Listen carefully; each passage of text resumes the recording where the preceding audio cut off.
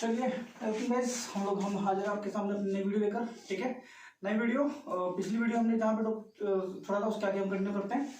तो हम लोग क्या कर रहे थे, हम लोग कर रहे थे हमारा बेसिक टर्मिनोलॉजी ऑफ अकाउंटिंग के बारे में। ठीक है, तो बेसिक टर्म्स हमने पिछली वीडियो में हमने कुछ अपनी बेसिक टर्म्स पढ़ी थी, जैसे कि बिजनेस ट्रांजेक्शन्स, अकाउंट, लाइबिलिटीज। ठीक है, कुछ 3-4 बेसिक टर्म्स हमने पढ़ी थी। आज हम उन्हीं टर्म्स को आगे कंटिन्यू करते हैं। तो हमने पिछले वीडियो में क्या पढ़ा था, लाइबिलिटी के बारे में पढ़ा था। लाइबिलिटी क्या थी कि लाइबिलिटी द रिस्पॉन्सिबिलिटी टू पे, मतलब ऑर्गेनाइजेशन की जो रिस्पॉन्सिबिलिटी अपने आउटसाइडर्स से इनसाइडर्स को बन जाती है, जो उनको एक ना एक टाइम पे लौटानी होती है, वो होती है लाइबिलिटीज। और उसको दो भागों में बांटते हैं, क्या, current liability and non current liability. The current liability means जिनको हमें विद इन द ईयर, एक साल के अंदर अंदर हमने शॉर्ट टाइम पीरियड में उसको रीपे करनी होती है। और नॉन करंट लाइबिलिटी वो होती है जो उनको पे करने के लिए हमें कोई जल्दी नहीं होती, 1 साल के बाद, 2 साल, 5 साल, 10 साल, मतलब कि हमें 1 साल के बाद उसको कभी भी, उसके लिए हमें कोई जल्दबाजी नहीं है, उसको पे कर सकते हैं। तो वो होती है हमारी नॉन करंट लाइबिलिटी। ठीक है, आज हम इस टॉपिक को कंटिन्यू करते हैं, इसको आगे बढ़ाते हैं, हमारे टर्म्स को आगे बढ़ाते हैं। बच्चे मैं फिर से चाहता हूँ, टर्म्स करवाने का मेरा मकसद सिर्फ यही है कि मैं आप लोगों को आपके अकाउंटिंग, आपको कॉमर्स में आगे बढ़ाने से पहले आपकी जो टेक्निकल लैंग्वेज ऑफ कॉमर्स है, जिसमें ये बोल सकते हैं कि अकाउंट्स में हम जो बेसिक टर्म्स हम वर्ड्स यूज करते हैं, जिनका मतलब हमें पता होना चाहिए कि वो वर्ड क्यों यूज किया गया, उसका मतलब क्या है, उसका वहां पे क्या काम है, इसीलिए मैं इन टर्म्स को पहले करवा रहा हूँ। ठीक है, चैप्टर हम पहले कर रहे हैं। तो विदाउट वेस्टिंग ऑफ टाइम हम तो कंटिन्यू करते हैं। पहला टॉपिक हमारा क्या, पहली है हमारी एसेट्स। एसेट्स क्या बच्चे, property owned by the business owner और entity which enable to firm to get economic benefit in the future. वो प्रॉपर्टी जो कि बिजनेस द्वारा या बिजनेस ओनर द्वारा इस मकसद से परचेज की गई हो कि वो बिजनेस में लंबे समय तक इकोनॉमिक बेनिफिट्स प्रोवाइड करेंगे। हर वो प्रॉपर्टी, हर वो संपत्ति व्यवसाय की, ऑर्गेनाइजेशन की, फर्म की, चाहे वो बिजनेस ने परचेज की, चाहे वो बिजनेस ओनर ने परचेज की है, किस मकसद से, कि वो ऑर्गेनाइजेशन के उस फर्म को लंबे समय तक इकोनॉमिक बेनिफिट्स प्रोवाइड करेंगी, वो कहलाती है एसेट्स। एग्जाम्पल के रूप में हम ले सकते हैं फर्नीचर, लैंड, बिल्डिंग, मशीनरी, ये सभी। मशीनरी ले लेते हैं, मशीनरी हमने परचेज की है, 10 लाख रुपए लगे। ठीक है, उसको हमने परचेज किया, पैसा खर्च कर दिया। अब वो हमें लंबे समय तक, जब तक मशीनरी चलेगी, वो हमारे लिए काम करेगी, उससे जो गुड्स प्रोड्यूस होंगे उसको हम सेल करेंगे, उससे पैसा आएगा, वो सभी हमें लंबे समय तक इकोनॉमिक बेनिफिट्स, जब तक वो ऑर्गेनाइजेशन में है तब तक हमें वो इकोनॉमिक बेनिफिट्स प्रोवाइड करेगी। ठीक है, तो those are the assets. Short term हम यहाँ स्टॉक भी बोल सकते हैं, गुड्स भी बोल सकते हैं। ठीक है, चलिए उसके बाद बोलते हैं कि इस एसेट्स को भी, जैसे हमने लायबिलिटीज को 2 भागों में बांटा, वैसे इसके भी कुछ क्लासिफिकेशन है। Non current liability, current liability, ऐसे ही non current assets and current assets. Non current liability का मतलब था जिनको रीपे करने की हमें कोई जल्दी ना हो, बट यहाँ पे नॉन करंट एसेट्स का मतलब है कि वो एसेट्स जिनको हमने बेचने के लिए नहीं, बल्कि बिजनेस में एक लॉन्ग टर्म इन्वेस्टमेंट पर्पस से या टू फैसिलिटेट बिजनेस ऑपरेशंस के लिए हमने उनको परचेज किया है। वो एसेट्स जिनको हमें बेचना नहीं है, देखिए उसको बेचकर हमें इकोनॉमिक बेनिफिट नहीं प्रोवाइड करना। अगर बेच ही दिया तो वो एक बार हमें इकोनॉमिक बेनिफिट देगा, और वो एक बार हमें अगर इकोनॉमिक बेनिफिट देगा तो वो लॉन्ग टर्म नहीं बन जाएगा, नॉन करंट नहीं बनेगा, वो करंट में चला जाएगा। हमें नॉन करंट की बात करनी है, जो हमें अभी नहीं, वो लंबे समय, ठीक है, लंबे समय तक हमें बेनिफिट देगा, तो एक बार नहीं देगा। तो वो एक प्रकार की इन्वेस्टमेंट हो सकती है या टू फैसिलिटेट बिजनेस ऑपरेशंस हो सकती हैं। तो हमने इन पर्पस के लिए अगर बिजनेस में पैसा इन्वेस्ट किया, हमने उसको परचेज किया है, तो वो हमारी नॉन करंट एसेट्स हैं। एग्जाम्पल के रूप में ले सकते हैं हम लोग, यहाँ पर हमारी बिल्डिंग्स, मशीनरी, लैंड, ये सभी हमारे एक प्रकार की लॉन्ग टर्म इन्वेस्टमेंट्स है। मैंने एग्जांपल मशीनरी दिया था ना, मशीनरी 1 साल के लिए नहीं काम करती, वो लंबे समय के लिए काम करती है, तो वो हमें लंबे समय तक बेनिफिट दे रही है, तो वो हमारी नॉन करंट या लॉन्ग टर्म इन्वेस्टमेंट कहलाती है। ठीक है, इसके बाद बच्चे नॉन करंट इन्वेस्टमेंट्स को भी 2 भागों में बांटा गया, टेंजिबल और intangible. Tangible those having physical presence, जिनको हम छू सकते हैं, पेन छू रहे हैं, बिल्डिंग छू पा रहे हैं, फर्नीचर छू पा रहे हैं, जिनका अपना एक फिजिकल एग्जिस्टेंस है और वो हमारे लिए काम कर रहे हैं, वो हमारे काम आ रही है, वो हमें बिजनेस के अंदर फैसिलिटीज उनसे हमें मिल रही है जिनसे हमारे बिजनेस ऑपरेशंस इजीली हम कैरी कर पा रहे हैं। ठीक है, नेक्स्ट इंटेंजिबल। इंटेंजिबल वो जिनको हम छू नहीं सकते but they are still exist.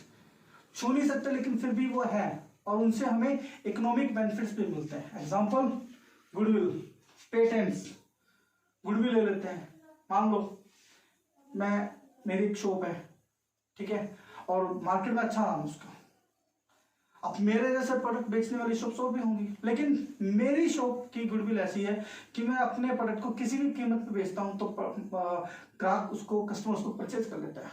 तो अगर मैं 10 की चीज को 20 में बेचता हूं तो 20 रुपए मुझे आ रहे हैं, वो 10 रुपए जो एक्स्ट्रा बेनिफिट्स मुझे मिल रहे हैं वो मेरा इकोनॉमिक बेनिफिट है। वो क्यों मिल रहा है? मेरी गुडविल के कारण। जरूरी नहीं कि उस चीज को बनाने में मेरा 10 रुपए खर्चा हो सकता है, 5 रुपए खर्चा हुआ। मार्केट प्राइस उसकी 10 रुपए थे, मतलब मार्केट प्राइस मुझे 10 में बेचना था लेकिन मैं उसको 20 में बेच दिया। क्यों? क्योंकि मेरी गुडविल थी, लोग मुझसे खरीदना चाहते हैं, मुझसे जुड़ना चाहते हैं, वो लोग मुझसे जुड़ना चाहते हैं, तो मैंने उनको अपनी मनमर्जी के पैसे बेचा। जो एक्स्ट्रा बेनिफिट मुझे उनसे मिला वो मेरा एक प्रकार का इंटेंजिबल बेनिफिट है, कैश के रूप में आया लेकिन किससे? इंटेंजिबल एसेट से मिला, गुडविल से मिला। ठीक है, तो ये हमारी क्या है? Intangible non current assets. इसके बाद नेक्स्ट बच्चे हमारी करंट एसेट्स। करंट देखिए, नॉन करंट जो लॉन्ग टर्म इन्वेस्टमेंट, लेकिन यहां शॉर्ट टर्म। करंट का मतलब शॉर्ट टर्म, जिनको हमने देखिए assets with the head of purpose of converting them cash into short time period. वो एसेट्स जिनको हमने थोड़े समय में ही कैश में कन्वर्ट करने के लिए परचेज किया है, वही एसेट्स जो हमें थोड़े समय में ही कैश में कन्वर्ट हो पा रही है या हम कर ले रहे हैं, these are the current assets. Example के रूप में बोल सकते हैं डेटर्स, जिनको हम उधार पे माल बेचते हैं। अब उधार पे माल बेचा भैया, 100 200 हजार 2000 का माल बेचा, तो उनको ये तो है नहीं कि बोलेंगे 10 साल में देना, 5 साल में देना, या 10 दिन में दे दो, 1 महीने में दे दो, 2 महीने में दे दो। तो थोड़े समय में पैसा आ रहा है तो वो हमारी क्या है? करंट एसेट्स है। ठीक है, फिर हम बात करते हैं लिक्विड एसेट्स की। लिक्विड एसेट्स कौन सी होती है? Can convert easily into cash. Current assets का ही एक पार्ट है लिक्विड एसेट्स। करंट एसेट्स वो हैं जो कि शॉर्ट टाइम पीरियड में हम कैश में कन्वर्ट करना चाहते हैं, लेकिन लिक्विड मतलब जो बहुत तेजी से कैश में कन्वर्ट हो जा रही हैं, जिनको कैश में बदलने के लिए हमें बहुत ज्यादा समय नहीं खर्च करना पड़ता। यहाँ पर हम हमारे डेटर्स को ले सकते हैं, बैंक बैलेंस को ले सकते हैं। बैंक बैलेंस हमारा एक प्रकार का लिक्विड एसेट्स है, क्योंकि बैंक में पैसा पड़ा है, उसको जब चाहे तब हम बैंक से निकाल सकते हैं, वो पैसा हमारे काम आएगा, है ना। तो वो हमारा एक प्रकार का लिक्विड एसेट्स है। Debtors, BR, bill receivables. BR है, हमने किसी को उधार पे माल दे रखा है, रिटर्न डॉक्यूमेंट हमारे पास है। बीआर है ना, बीआर, हमने किसी को माल बेच दिया, ठीक है, हमने किसी को माल बेच दिया, उससे रिटर्न में ले लिया, बीआर ले लिया, 3 महीने 4 महीने का ले लिया। अब अगर हमें 2 दिन बाद पैसे की जरूरत पड़ गई, हम उसको नहीं बोल सकते क्योंकि हमारे पास एक रिटर्न एग्रीमेंट हो चुका है बीआर के रूप में, बीआरबीपी के रूप में। लेकिन उसको हम बैंक में देकर उसी के बदले में पैसा कैश में कन्वर्ट करवा सकते हैं, तेजी से कन्वर्ट हो गया। तो those assets can convert easily into cash. वो एसेट्स जिनको आसानी से कैश में कन्वर्ट कर सकते हैं वो हमारी लिक्विड एसेट्स है। ठीक है, next fictitious assets. Assets neither tangible nor intangible, ना तो उनको हम छू सकते हैं और ना ही उनको हम ये बोल सकते हैं कि वो एसेट्स नहीं है। ना तो छू के सकते हैं ना ही उनको मना कर सकते हैं, वो हमारे एसेट्स हैं, still they are exist. They are the losses, वो एक प्रकार के लॉस हैं। Written off in the year in which they written off not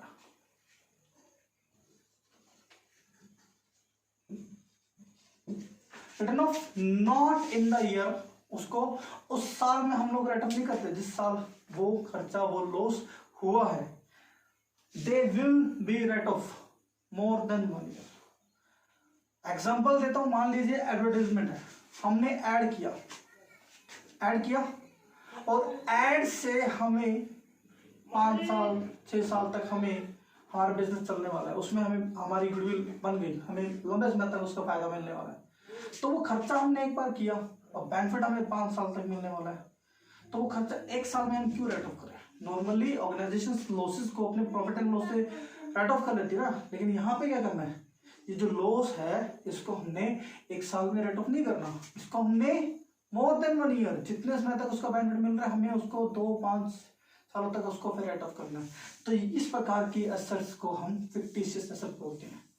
देखिए, assets neither tangible nor intangible, they are the losses और expenses not written off in the year, not written off in the year which they incurred, they will be written off but more than, जिस साल वो खर्चा हुआ, वो loss हुआ, उस साल हमने उसको राइट ऑफ नहीं करना, बल्कि उसको आगे मोर देन 1 ईयर में हमने उसको राइट ऑफ करना है। These are the fictitious assets.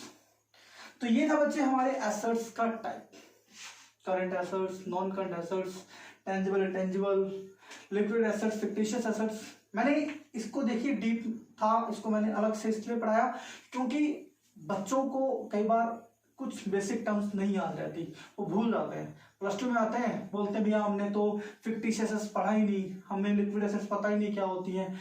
ये सिर्फ एक छोटी सी चीज है। देखिए टर्म देखिए, डेटर सॉरी करंट और liquid, current assets and liquid assets. Current assets सभी जिनको हम कैश में कन्वर्ट कर सकते हैं विद इन द 1 ईयर, जिनको 1 साल के अंदर अंदर कैश में कन्वर्ट किया जा सकता है, these are the current assets.